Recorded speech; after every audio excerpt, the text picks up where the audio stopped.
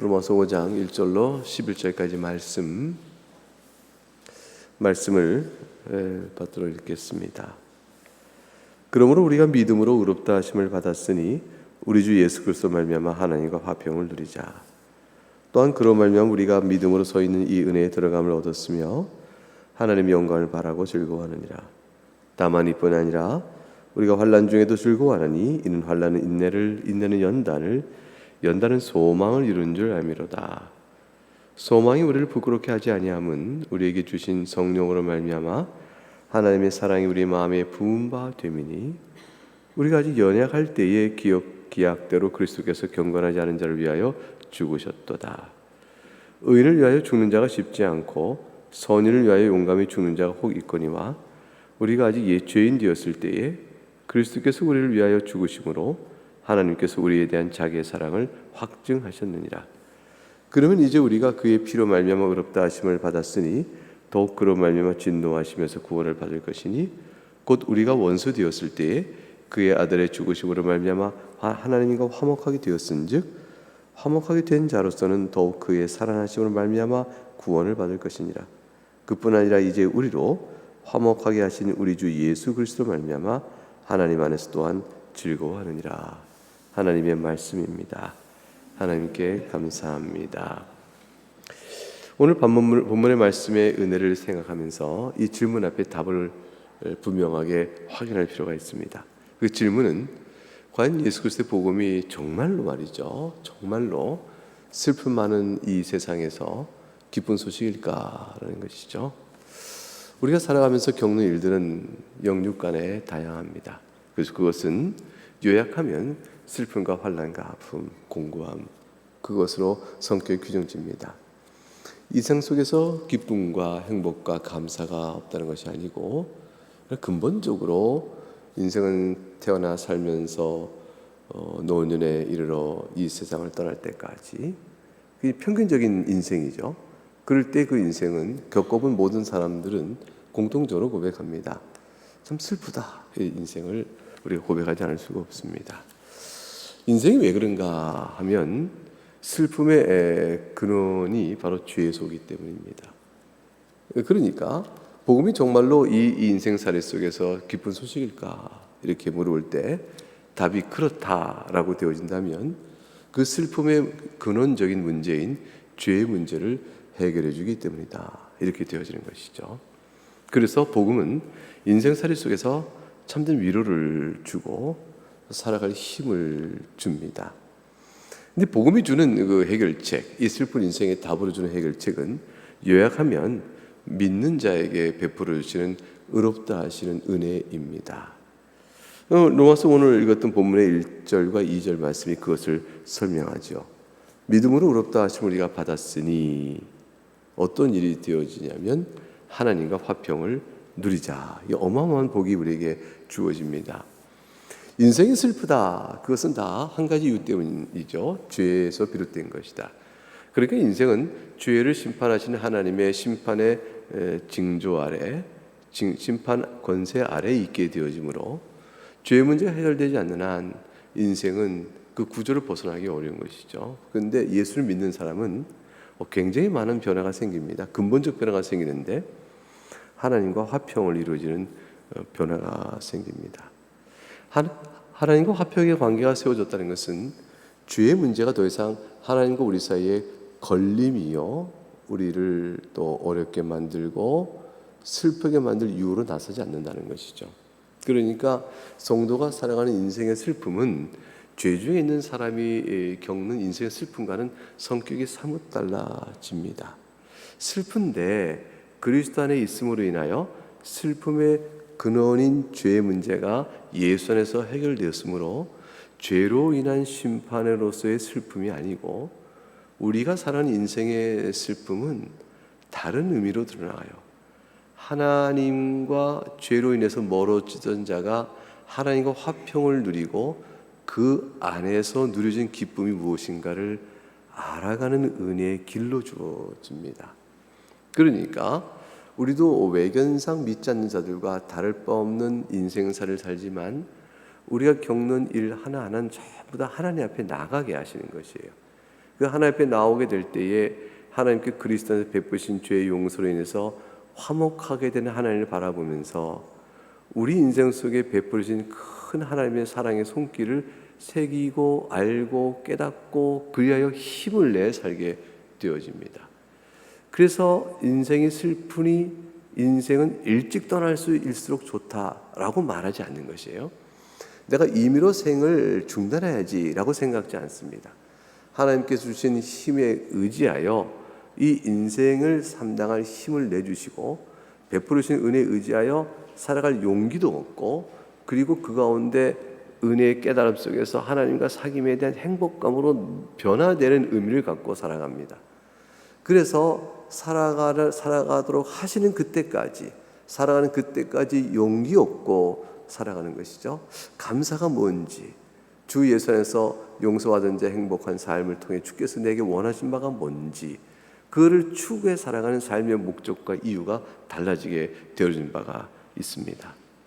이 모든 것들이 또한 다 믿음으로 서 있는 은혜에 들어감을 얻었다. 그러니까 예수 그리스도의 제사장 사역 때문에 그런 것이죠. 그래서 이 은혜에 들어감을 얻었다. 그리고 그 다음에 하나님의 영광을 바라고 즐거워한다. 이게 바로 3절에 영광을 바라고 즐거워한다 이렇게 되어 있어요. 1절에 보게 되면 하나님과 화평을 누리자. 그다음에 2절에 가니까 하나님의 영광을 바라고 즐거워한다. 하나님과 화평 속에는 우리에게 새로운 소망을 주신 바가 있는데 그것이 뭐냐면 하나님의 영광입니다. 하나님의 영광을 바라본다라는 것이 우리에게 어마어마한 인생의 삶의 이유로 다가오는 것이에요. 그래서 인생이 공고할 때도 그리스도 안에서 하나님과 화평케 된 자가 바라보는 하나님의 영광은 우리의 즐거움이 이유가 되어집니다. 그리고 그 하나님의 영광을 바라보는 장래받을 유업이 마음속에 이미 이제 약속이 마음에 새겨지고 기쁨으로 작용되는 것이에요. 예컨대 이제 모든 졸업 요건을 다 이수했어요. 졸업식만 남은 거죠. 그 졸업식 때에 졸업장을 받는 학위증을 받는 그 영광의 예식만 남아있는 모든 사람들, 그런 사람들 마음속에는 축하 행사만 남아있듯이 성도는 말이죠. 예수를 믿고 은혜를 받은 그 이후에 구원받은 자가 되었다. 그러면 살아가는 삶 속의 모든 일들은 나중에 받을 칭찬의 상급을 쌓아가는 것이에요. 그래서 인생 살아간 뒤에 그날에 받을 영광의 상장을 바라보는 일만 마음속에 바라보고 지금 살아가는 일을 감당해 나가는 겁니다.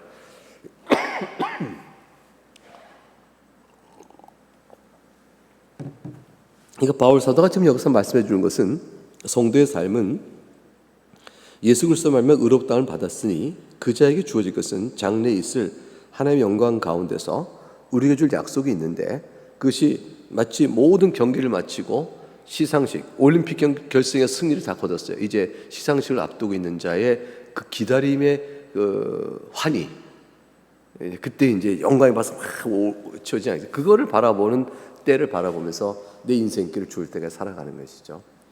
오늘 부르셔도 그 영광의 자리에 가는 것이고요. 내일 부르셔도 그 자리에 가는 것이고 10년이요 20년이요 인생을 더 살게 하시는 애 부르셔도 그 자리로 가는 것입니다.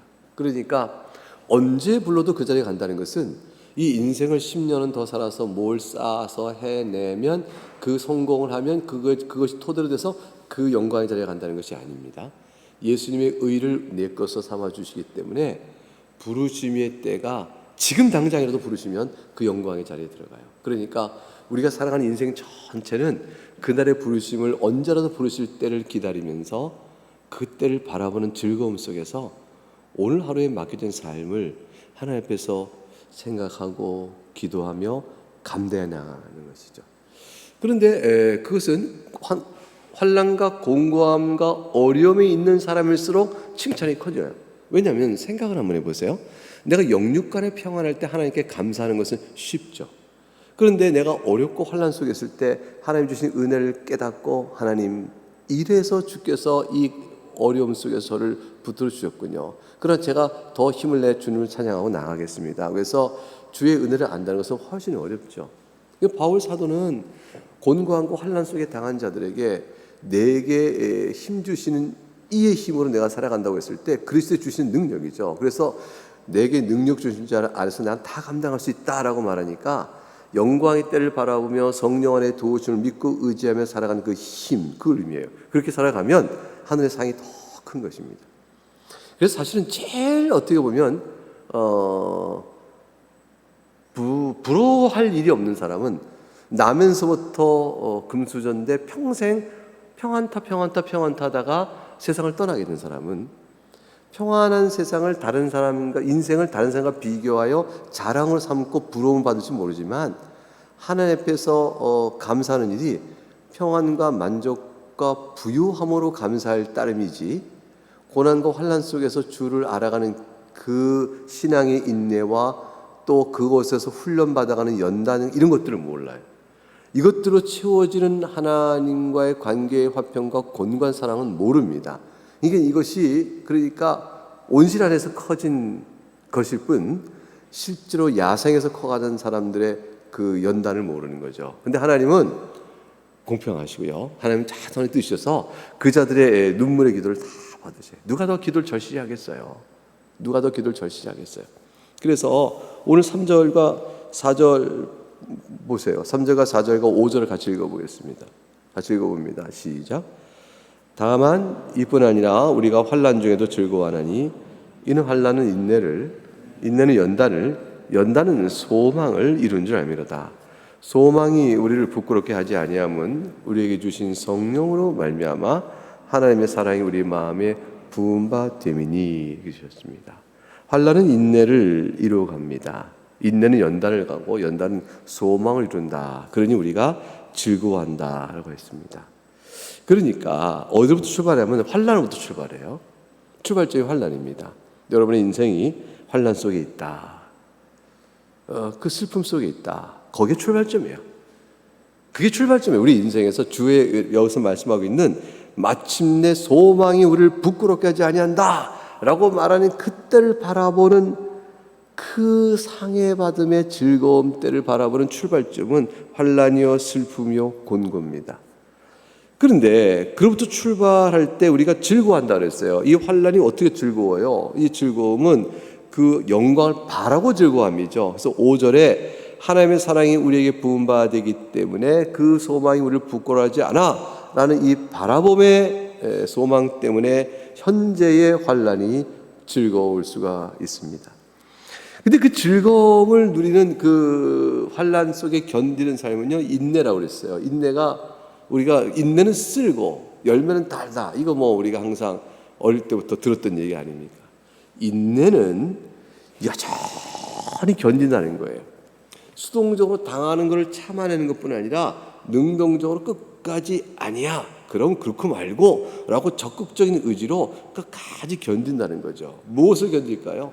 예수 안에 소망 있어. 주님 날 사랑하신다고. 그럼 그렇지. 끝까지 나를 붙들지 하나님의 사랑을 난 견디고 붙들 거야 라고 그렇게 붙들고 참아내는 것이죠. 그리고 확신 나가는 거죠. 이렇게. 그러니까 그것으로 붙들고 신앙의 지속성을 가지고 나가면 연단을 이룬다. 연단. 이 연단이 뭐냐면 훈련을 단단히 받는다는 거예요. 그러니까 점점점 강한 사람으로 훈련을 받는 거죠.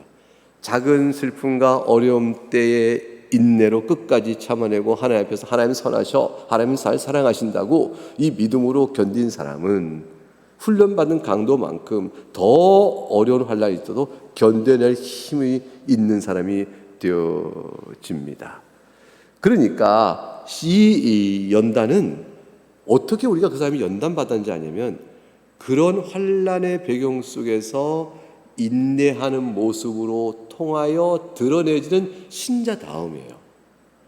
저분이 정말 신자 같아 라는 게 보여지는 거예요. 신자다움의 인격과 신앙적인 꿋꿋함이 보여지는 것이죠. 어떤 상황인데 환난인데 그 가운데 신앙을 붙들고 나가는 믿음의 고백 속에 견디고 나가고 전진해 나가니까 그 사람에게는 연단을 통해서 훈련된 강화된 모습을 통해서 저 사람은 신자답다라는 게 드러나는 거예요. 이게 마치 연단받은 금과 같은 아름다운 모습으로 드러나는 것이죠. 사람이 보통 일반인들은 환난 속에서 인내가 어렵고요.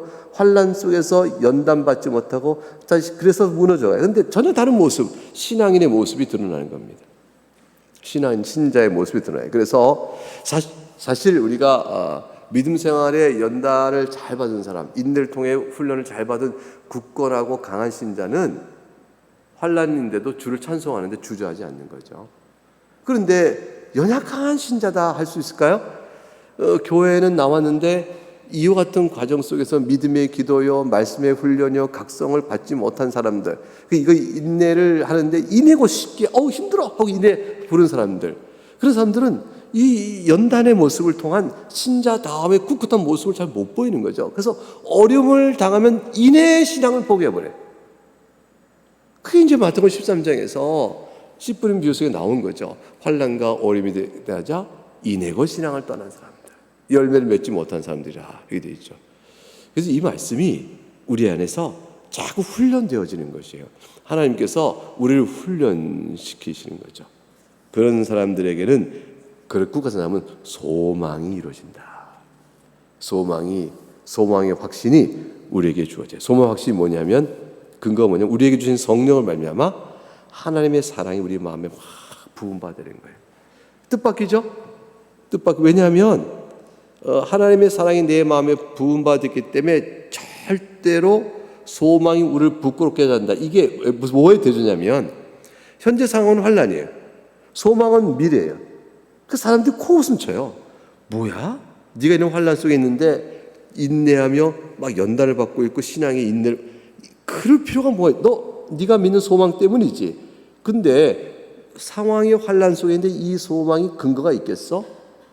이 영광의 하나님의 사랑이 너에게 부어졌다라는 이유로 해서 네가 갖는 하나님 영광을 바라보는 즐거움과 행복은 적어도 이 정도는 돼야 그걸 믿을 수 있는 거지. 당신이 당하고 있는 환난이 이런 약속을 보증할 수 있겠나? 보증이 안 된다고 생각해요. 사람 생각이 다 안 된다고 생각해요. 그런데 바울사도는 지금 아니다 얘기하는 거죠.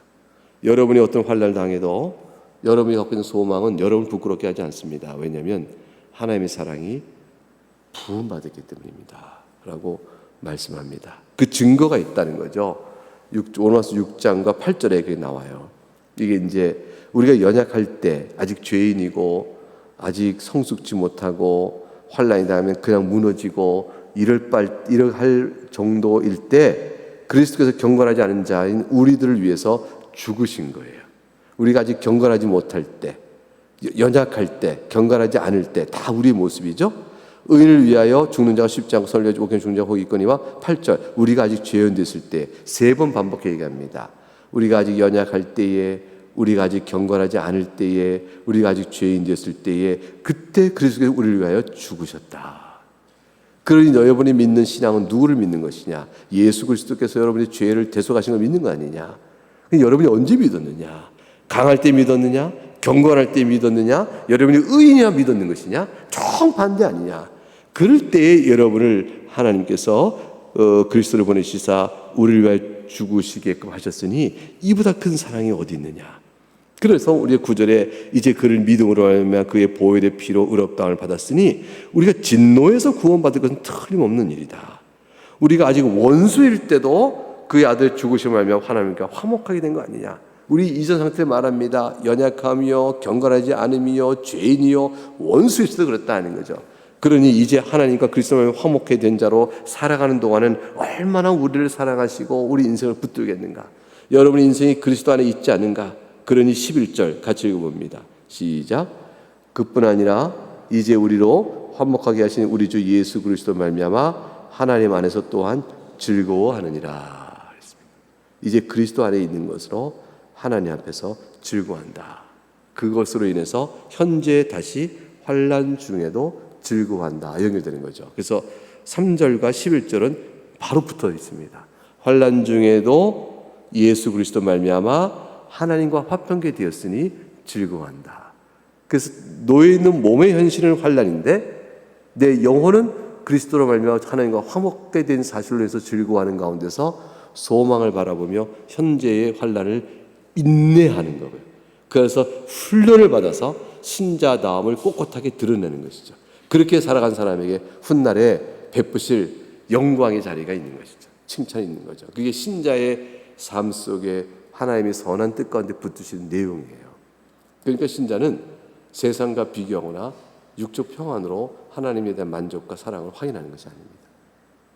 주님 앞에 기도하고 슬픔을 내어놓고 어려움을 내어놓고 도우심을 기도하면서 주의 섭리가 나타나는 대로 인내하며 연단 가운데 신자됨을 드러내 소망 놓치지 않고 사는 겁니다.